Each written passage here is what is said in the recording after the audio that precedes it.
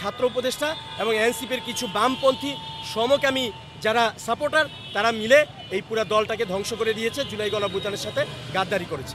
আপনারা খুব শীঘ্রই এই তৃণমূল এনসিপি নামক যে দলটি নতুন দলটি গঠন হচ্ছে সেটার কমিটি এবং সেটার কার্যক্রম দেখতে পারবেন। এবং আমি এতটুকু আপনাদেরকে প্রতিশ্রুতি দিচ্ছি, জুলাই গণঅভ্যুত্থানকে ধারণ করে সত্যিকার অর্থে বাংলাদেশপন্থী একটি রাজনৈতিক দল হবে এবং সেখানে এনসিপির বিভিন্ন জেলার সবচেয়ে ত্যাগী সবচেয়ে যোগ্য যারা আছে তাদেরকে আপনারা এই দলে দেখতে পাবেন। কারণ যারা যোগ্য ছিল, যারা ত্যাগী ছিল, যারা একটু ইসলামপন্থী ছিল, বাংলাদেশপন্থী ছিল, ডানপন্থী ছিল, তাদের সবাইকে একে একে মাইনাস করা হয়েছে। ফেনীতে কমিটি দেওয়া হয়েছে, সেখানেও একই কাজ করেছে, আওয়ামী লীগের দোসরকে দিয়ে কমিটি দেওয়া হয়েছে। হবিগঞ্জে ঠিক একই স্টাইলে যারা যোগ্য ছিল তাদেরকে মাইনাস করা হয়েছে, বান্দরবানে একই স্টাইলে করা হয়েছে। ঢাকা মহানগর থেকে শুরু করে সব জায়গায় তারা এই ধরনের পক্ষপাতিত্ব, 3 জন ছাত্র উপদেষ্টা ছিল, তাদের আবার 7টা গ্রুপিং, 3 জনের 7টা গ্রুপিং মিলে নিজেরা ভাগ বাটোয়ারার মতো করে এই জুলাই গণঅভ্যুত্থানের সাথে গাদ্দারি করে তারা এই এনসিপি চালিয়েছে।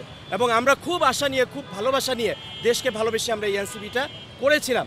এবং আপনারা জানেন যে আমার যে রাজনৈতিক সংগ্রাম, প্রায় 10 বছর আমরা এই রাজপথে ছিলাম, এই বারবার স্লোগান দিয়েছি, যখন কেউ রাজপথে ছিল না আমরা এই খুনি হাসিনার বিরুদ্ধে নতুন একটি সুন্দর বৈষম্যহীন ন্যায় বিচারের বাংলাদেশ গড়ার জন্য, রাষ্ট্র গড়ার জন্য আমরা সংগ্রাম করেছিলাম। কিন্তু এই ছাত্র উপদেষ্টা এবং এনসিপির কিছু বামপন্থী সমকামী যারা সাপোর্টার তারা মিলে এই পুরো দলটাকে ধ্বংস করে দিয়েছে, জুলাই গণঅভ্যুত্থানের সাথে গাদ্দারি করেছে। আমরা দেখেন খুনি হাসিনাকেই ভয় করি নাই, অবশ্যই অনেক হামলা হুমকি অনেক কিছু আছে, প্রতিনিয়ত আমি হুমকি পাচ্ছি এবং প্রতিনিয়ত আমার বিরুদ্ধে আমার পিছনে লোক লাগানো হয়েছে, তারা আমাকে ফলো করে এবং আমি সেটার জন্য থানায় জিডি করেছি। কিন্তু আমি আল্লাহ ছাড়া আর কাউকে ভয় করি না। আমরা জুলাইতে আল্লাহর উপর ভরসা করে যেমন নেমেছিলাম, আমরা ভবিষ্যতেও আল্লাহর উপর ভরসা করে এই তৃণমূল এনসিপি বাংলাদেশের মানুষের ভালোবাসা নিয়ে ইনশাল্লাহ এগিয়ে যাবে।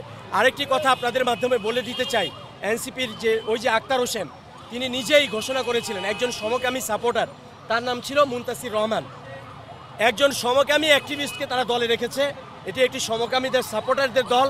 কারণ কি, আমি তাদেরকে বারবার আহ্বান করেছি যে আপনারা এই বিষয়টা ক্লিয়ার করেন, পরিষ্কার করেন যে এনসিপি সমকামীদের সমর্থন করে না, এনসিপি সমকামী কোনো দল না।